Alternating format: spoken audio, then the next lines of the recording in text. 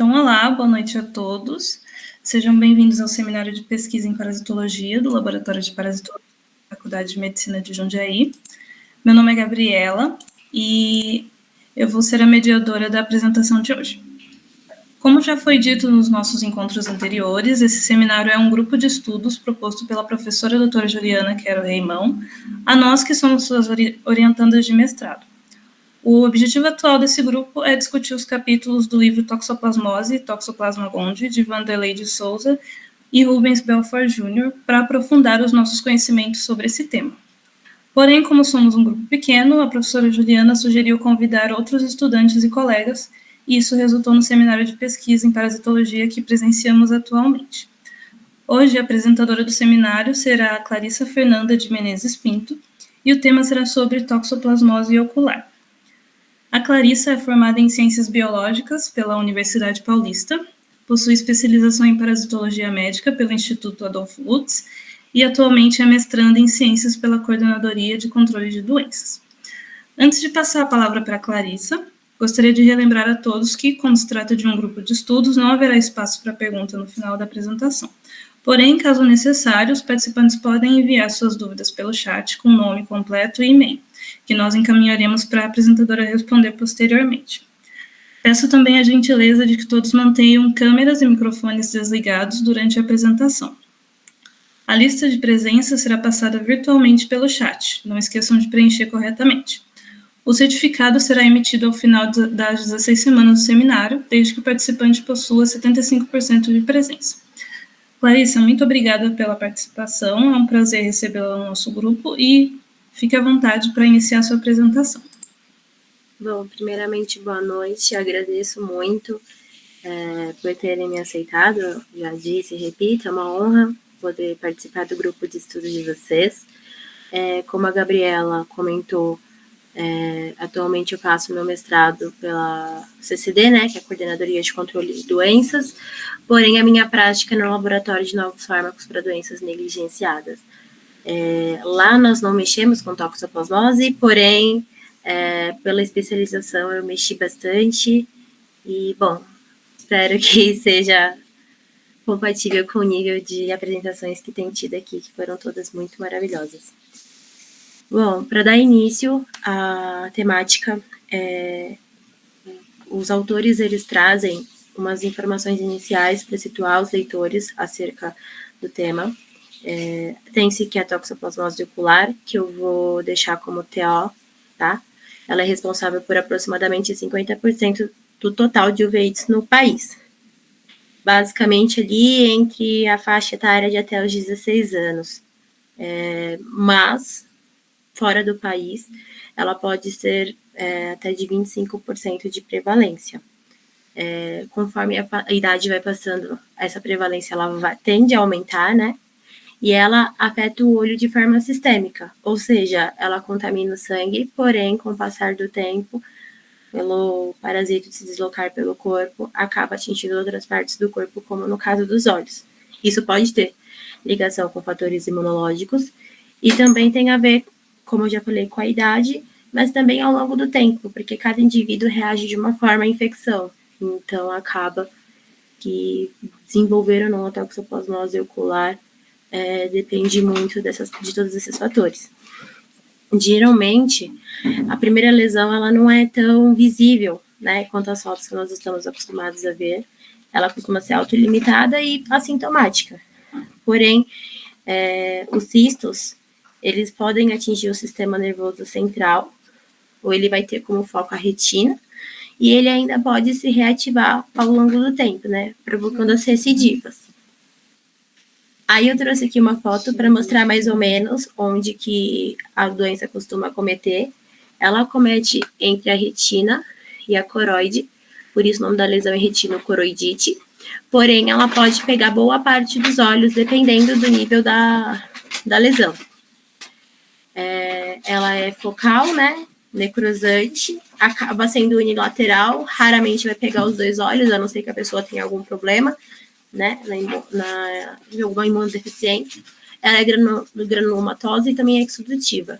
Vai ter a expressão do IgG, porque como disse, raramente ela vai ter ali alguma manifestação na fase aguda da doença, que é o IgM, então ela tende a aparecer IgG por conta desse tempo da infecção, e ela também vai ser atípica no caso de pessoas com algum tipo de imunodepressão. A epidemiologia dela é bem complexa, porque ela vai ter muita importância, né, no caso principalmente de mulheres gestantes, e as vias de infecções também. Então, é uma doença que, apesar de ser sistêmica, ela tem muitas consequências que vão desencadear além da toxoplasmose comum. Então, no caso das gestantes, pode transpassar a placenta, então vai tender a transmitir para o feto. O feto, ele fica protegido da doença congênita em algumas exceções. Por exemplo, a mulher, ela vai passar a primeira vez que ela tiver a doença, só que se ela estiver numa situação de recidiva, ela tende a não passar a doença para o feto por conta de questão de anticorpo. Em estudos realizados no Brasil, foi visto que ela costuma ser adquirida no pós-natal, e ela é muito provável em questão de cepa, composição e de inóculo, e ela costuma ser de lesão do tipo retinocoroidite, que é a mais comum. A via de infecção, ela é oral, pela ingestão de carnes, e também por água contaminada, ou então pelos oocitos que estão presentes nas fezes dos gatos. E dessa segunda forma de infecção é a forma mais grave, porque vai ter contato ali direto, né, com a forma infectiva da doença. Acaba tendo mais dificuldades em idosos e com pessoas que têm uma taxa de parasitemia mais alta, porque são pessoas que ou vão estar muito debilitadas de saúde, ou são pessoas que vão ter um nível muito grande de parasitas no corpo, podendo desenvolver uma infecção mais grave. E aí ela vai poder ser congênita ou não, na via de infecção, ela pode ser adquirida, e pode ser recente ou não. Como eu disse anteriormente, o recente não é tão comum pela questão delas, né, apresentar mais IgG do que IgM. No caso de populações, ela frequentemente não é em crianças e adultos imunocompetentes, mas pode vir a acontecer. Apenas 10% vão desenvolver a toxoplasmose ocular em fase aguda de infecção, porém ela vai ser assintomática, e somente 3% vai desenvolver a lesão típica. Essa complexidade se dá, novamente, por essa questão de saber a cepa que o hospedeiro foi contaminado, a forma da via que ele foi contaminado, o estado da imunidade dele e os demais fatores que eu também te apresentei aqui agora. Aí, as características clínicas, elas também vão ser diferentes, porque vai ser apresentado de uma forma em crianças e vai ser apresentado de outra forma em adulto. Só que a gente tem que lembrar que no caso de crianças, como a lesão ela é de origem congênita, a gente tem que pensar em crianças que não falam, por exemplo. Essas crianças, elas não têm como manifestar que elas estão com dor ou que elas estão com alguma dificuldade na visão. Então, a gente tem que prestar atenção em todos os pequenos sinais. Então, a gente também tem que levar em consideração se a lesão está ativa, se ela está regredindo ou se ela já está cicatrizada. No caso de crianças, é normal que se observe as dificuldades para enxergar, o estrabismo, o nistagmo e também a leucocória. E em casos de adultos, a dificuldade também para enxergar, o embaçamento, a opacidade, a fotofobia, e a hiperemia e as dores. Geralmente, as crianças elas vão ser encaminhadas, né, pelos professores, porque eles passam mais tempo, a visão ela é mais exigida, né, em um ambiente escolar, então, normalmente, elas vão ser encaminhadas pelos seus professores. Já os sinais para cada tipo de lesão, a gente tem que prestar atenção em que a lesão ativa, ela vai ter uma retina branco-amarelada, vai ter uma cor ali meio bege, vai ter poucos limites de definição, então a gente não vai conseguir ver uma lesão totalmente delimitada, vai apresentar coroidite e vitreite, vai ter precipitados ceráticos granulomatosos, talvez venha apresentar a hipertensão e também as sinéquias. Já no caso da regressão, essa uveíte ela vai melhorar, a gente vai conseguir ver as margens das lesões com um pouco mais de definição, e também a exudação vai diminuir. E quando ela finalmente cicatriza, a retinocoroidite fica bem delimitada, vai tender a acontecer a atrofia da retinocoroidiana, uma hiperpigmentação no local da lesão e também tende, né, a desaparecer a inflamação. As formas clínicas, como eu disse anteriormente, também a retinocoroidite, ela é a forma mais comum porque ela é a forma ativa. Só que, por vezes, o parasito pode se deslocar pelas estruturas dos olhos, então ela pode acometer outros tipos de características clínicas, como no caso da neuroretinite, da vasculite, da vitriite e também da iridociclite. Quando é somente a forma ativa comum, que é a retinocoroidite, ela tende a ser unilateral em pessoas com imunidade, né, com saúde. Elas também vão ser lesões variadas, elas não têm um padrão, vai de pessoa para pessoa. Elas raramente também vão ser difusas, então é só um foco mesmo. Ela é granulomatosa, necrosante e bege, né, branco amarelada. Já a neuroretinite, ela é pertinho da papila. A vasculite, ela vai ser próxima à lesão ativa. A vitreite, ela vai apresentar uma exudação proteica com infiltração da célula, que vai apresentar um aspecto opaco e de fibrose. E a iridociclite, que é uma lesão secundária da retina. E ela é granulomatosa também com precipitados ceráticos e tende a apresentar sinéquias e também algumas vezes heterocromia no caso de pessoas com olhos claros. O quadro clínico dessas formas de lesão também eles vão variar, porque vai depender muito da parte do olho que foi acometida. Então, no caso da retinocoroidite, vão apresentar essas características que eu já apresentei para vocês. Quando está cicatrizado, eu também já apresentei para vocês, mas elas vão estar junto de lesão ativa por vezes, né? Quando o caso de recidiva, vai ter uma neurovascularização e a forma congênita típica lembra uma roda de carroça. Mais para frente eu coloquei uma foto para vocês entenderem o que seria essa roda de carroça. Já a retinocoroidite satélite, ela é patognômica de toxoplasmose. Ela apresenta uma lesão ativa ao lado de cicatrizadas. Os parasitas eles vão ficar à margem da lesão e os cistos podem vir a se romper, o que libera taxoítas que vão reativar a doença que já estava cicatrizada. Quando tem o envolvimento vítreo e o descolamento da retina, as células inflamatórias estão constantemente presentes, tem uma intensidade variável da lesão, a exudação e a infiltração celular vão ter uma aparência opaca, vão, infelizmente, poder levar ao descolamento da membrana hialoide do vítreo e também podem formar traves vítreas, gerando uma atração que isso pode vir a descolar a retina. E aí vem a iridociclite secundária, que ela vai vir em seguida da iridociclite. Ela é granulomatosa com precipitados ceráticos também. Elas formam nódulos inflamatórios e sinéquias. É um pouco mais complicada, só que ela deve ser tratada por conta que a consequência disso pode vir a ser um glaucoma. Ela é secundária também à retinocoroidite, ela é autolimitada e frequentemente apresenta uma uveíte hipertensiva. E aí a vasculite, ela é próxima à lesão, mas pode ser difusa.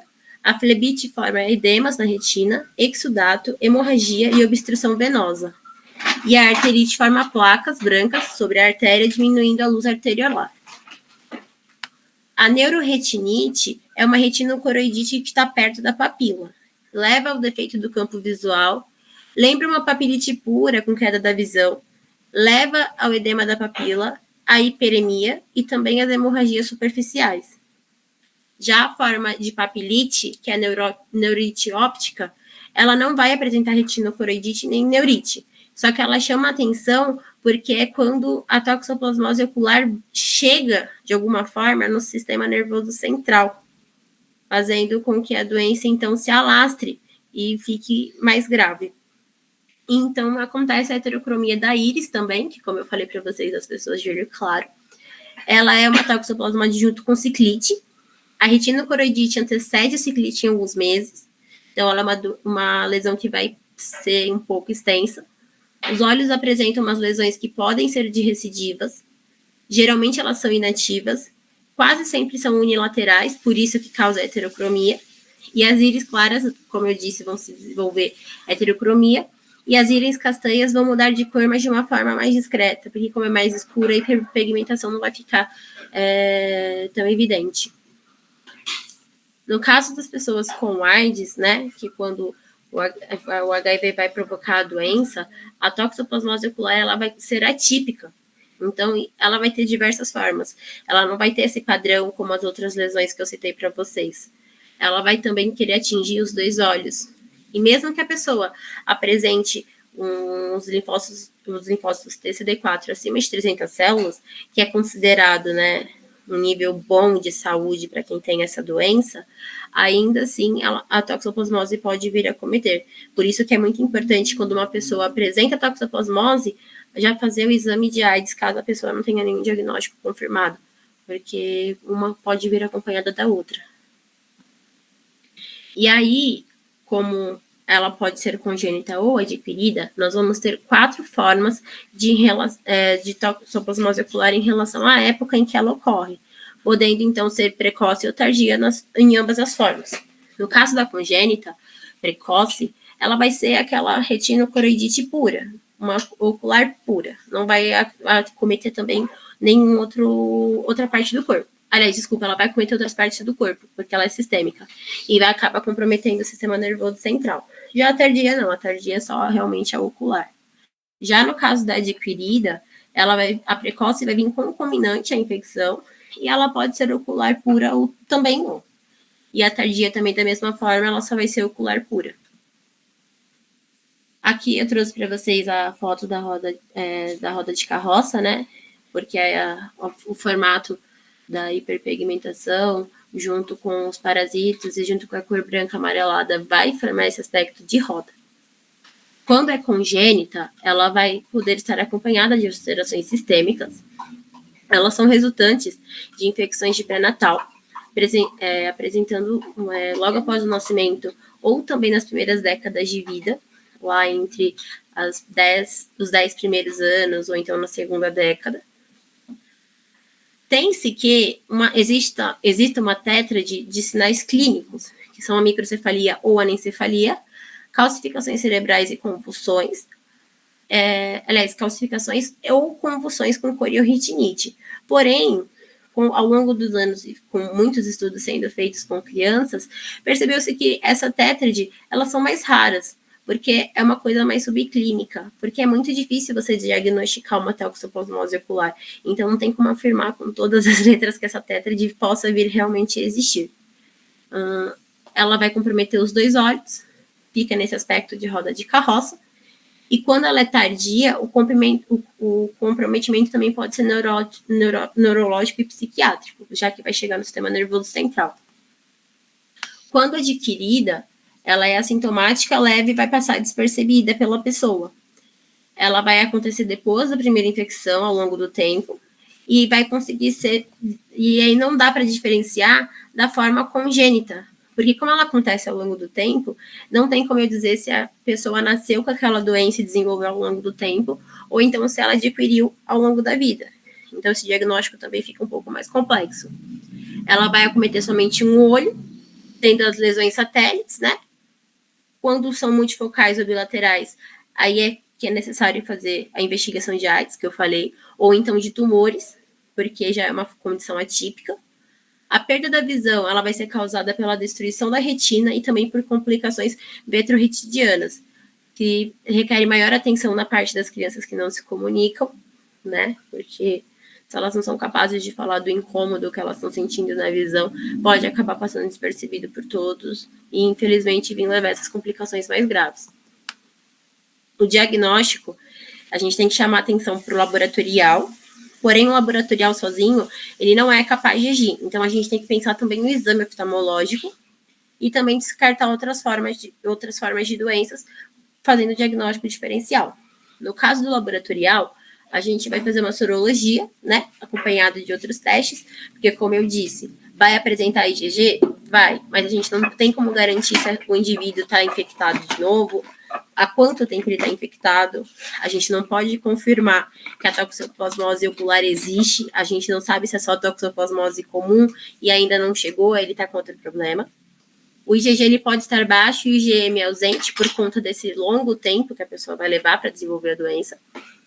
A PCR ela é capaz de determinar o agente infeccioso sendo sensível e específico, podendo utilizar como amostra o sangue e fluido ocular. Só que o sangue ele é pouco específico, porque se essa pessoa estiver contaminada de forma sistêmica, acaba que fazer algo no corpo inteiro só para descobrir somente sobre o olho talvez não seja a melhor forma de atestar a doença.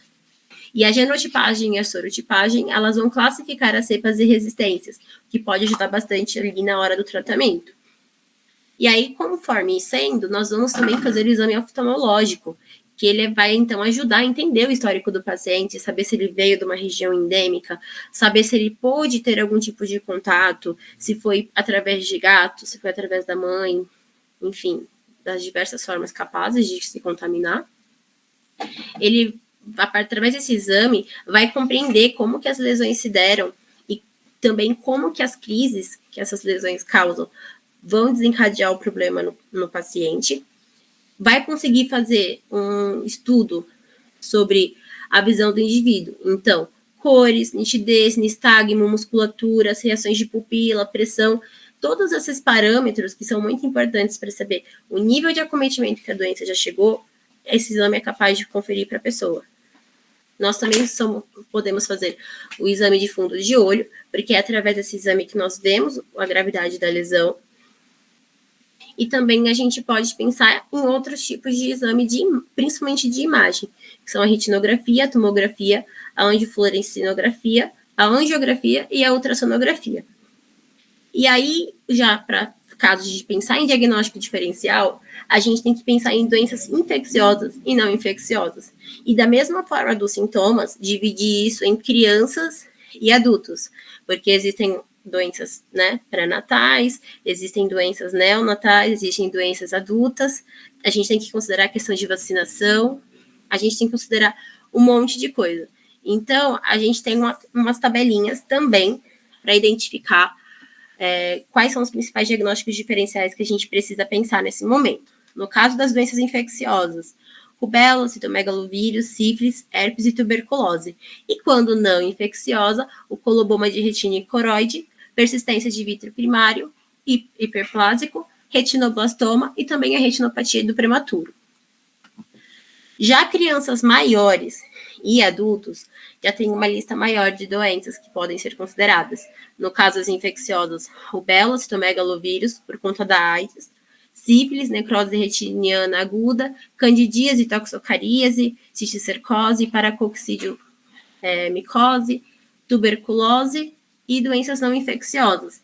Também tem uma lista muito maior do que de crianças recém-nascidas, que é o coloboma, degeneração viteliforme de mácula, atrofia girata, membrana vascular retiniana, coroidite geográfica ou serpeginosa, fibra de mielina, hemorragias, tumores, membrana neurovascular e também a sarcoidose. Existem diversas complicações que, quando não devidamente diagnosticada e tratada, que a toxoplasmose ocular pode vir a causar para o indivíduo. Então, eu listei para vocês. Não vou ler tudo isso, porque é muita coisa, só trouxe realmente a título de informação para vocês. Mas as complicações envolvem a questão da organização vítrea, né? Por conta do comprometimento que tanto a lesão quanto a cicatriz pode vir a causar. O descolamento da retina por tração vitreoretiniana, que eu comentei com vocês. Essa questão é um pouco mais urgente, ela necessita de cirurgia, né, para garantir que a retina não descole. Tem a maculopatia, a hemorragia vítrea, a catarata, o glaucoma e também a ambliopia no caso das crianças. Porque quando essa opacidade da lesão acomete de uma forma grave, faz com que a mácula não se desenvolva. E aí se torna um problema permanente na vida dessa criança.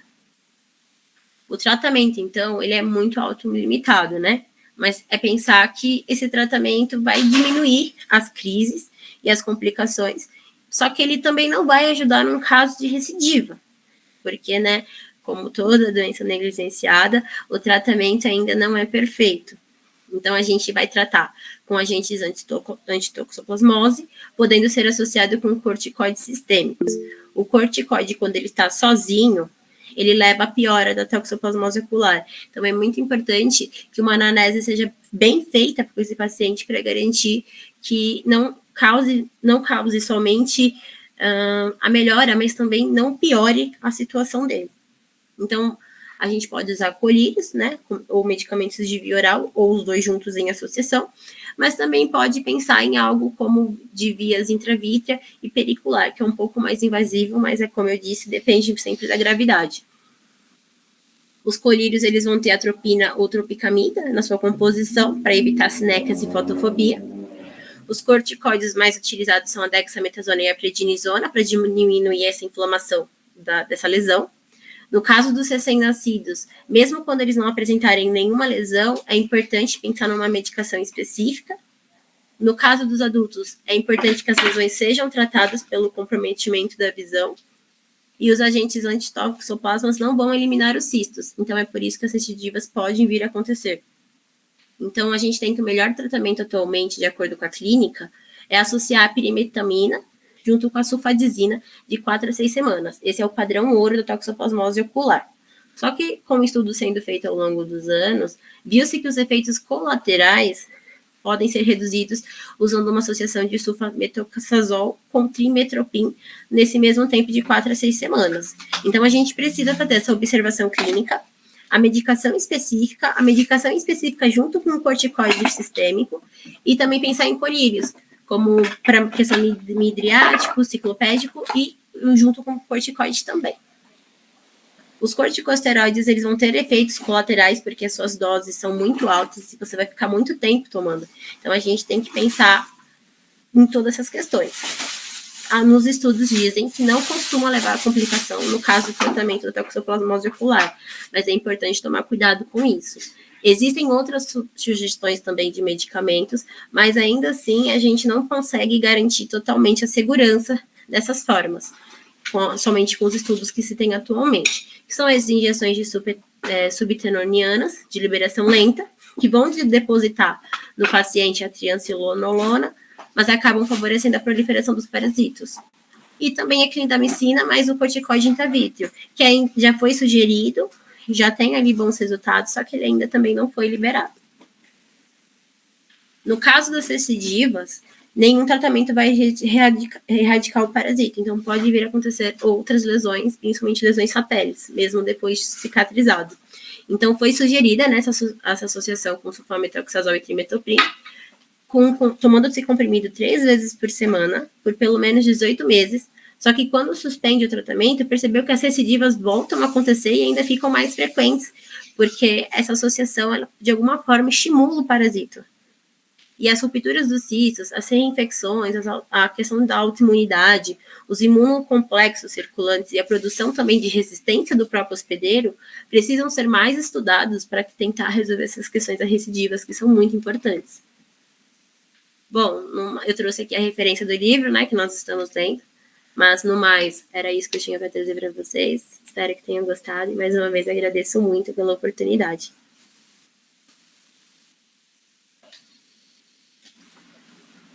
Muito obrigada pela apresentação, foi ótima.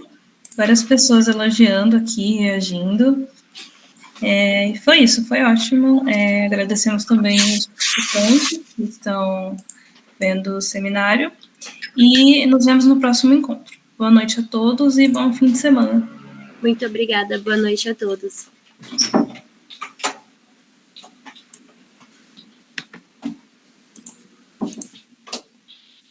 Achei que ia ter.